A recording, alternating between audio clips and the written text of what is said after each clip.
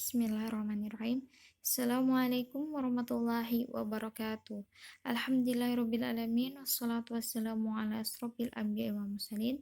Sayyidina Muhammadin wa ala alihi wa sahbihi ajmain. Amma ba'. Yang terhormat dosen pengampu Ibu Dr. Yusida Imran MPD Kons dan teman-teman yang saya sayangi.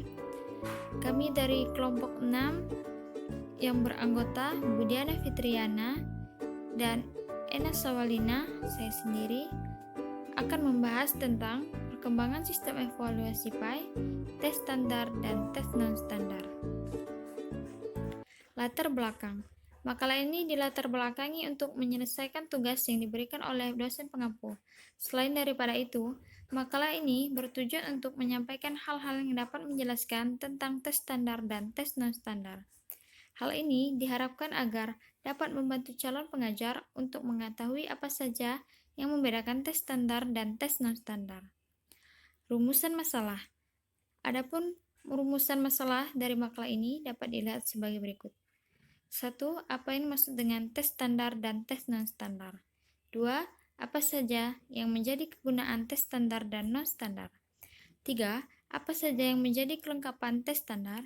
4. Apa saja jenis-jenis standar? 5. Bagaimana menilai tes non-standar?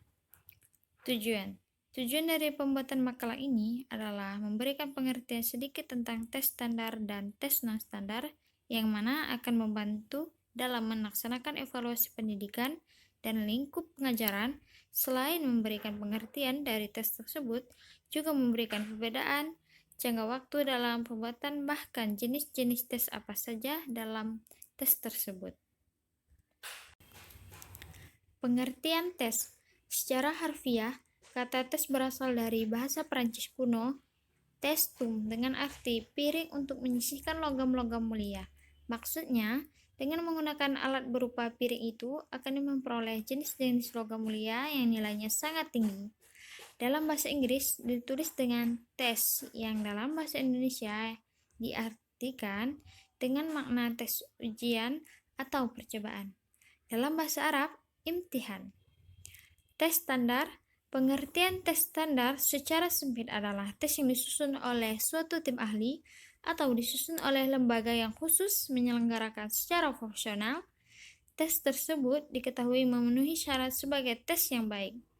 Tes ini dapat digunakan dalam waktu yang relatif lama. Dapat diterapkan pada beberapa objek mencakup wilayah yang luas. Kegunaan tes standar. Secara singkat, dapat dikemukakan bahwa kegunaan tes standar adalah 1.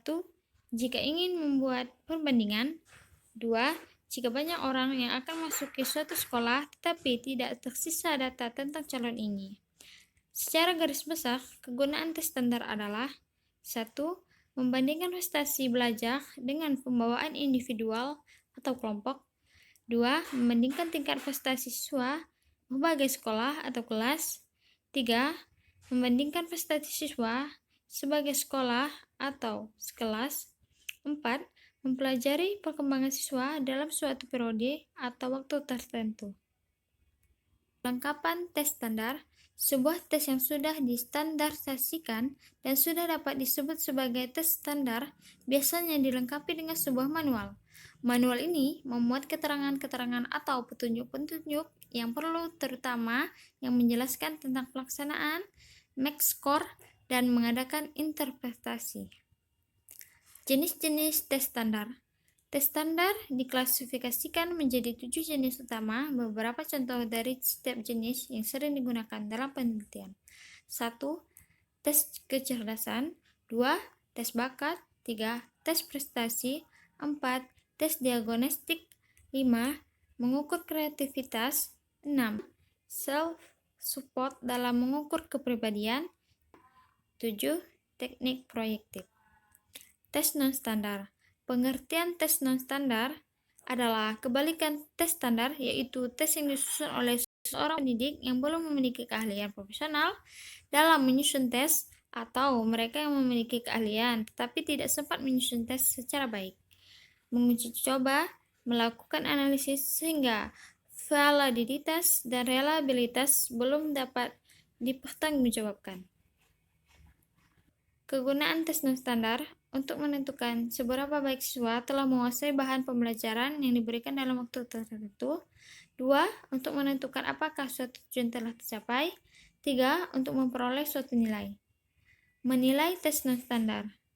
Ada cara untuk menilai tes yaitu 1. Cara pertama, menilai secara jujur soal-soal yang sudah disusun. Kadang-kadang dapat diperoleh jawaban tentang ketidakjelasan, perintah atau bahasa, taraf kesukaran, dan lain-lain keadaan soal tersebut. 2. Cara kedua adalah mengadakan analisis soal, item analisis. Analisis soal adalah suatu prosedur yang sistematis yang akan memberikan informasi-informasi yang sangat khusus terhadap butir tes yang kita susun. 3. Cara ketiga adalah mengadakan checking validitas. Validitas yang paling penting dari tes buatan guru adalah validitas kurikuler. Untuk mengadakan checking validitas kurikuler, kita harus merumuskan tujuan setiap bagian pembelajaran secara khusus dan jelas sehingga setiap soal dapat kita jodohkan dengan setiap tujuan khusus tersebut. Kesimpulan, tes adalah alat pengukur berupa pertanyaan, perintah, dan petunjuk yang ditunjukkan kepada tes untuk mendapatkan respon sesuai dengan petunjuk itu.